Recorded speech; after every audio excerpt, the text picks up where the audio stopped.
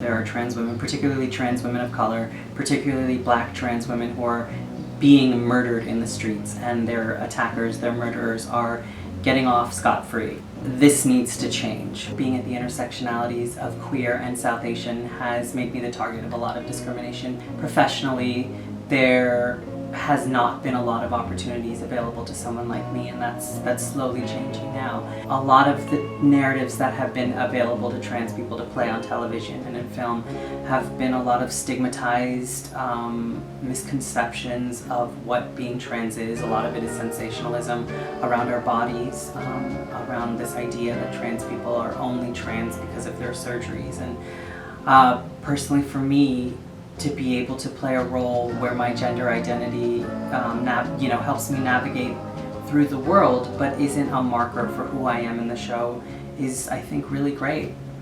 The types of roles and narratives that are available now for trans people to tell, they're getting broader. We're finding a lot of different nuances to the kinds of stories that we're telling.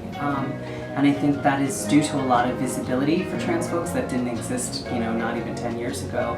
I think it was a great opportunity to play Gillian in the way that she's written, and it helped me broaden my own craft. And I think what I take away from that is not to limit myself in my own work. I hope that, I know that Gillian is not the only one, that there are many other trans characters that exist where their narratives are not about their identity, and I think that we need to see more of that, because trans people color our real world. Why shouldn't they color our film and TV worlds and exist and not have their identities be a focal point of the plot?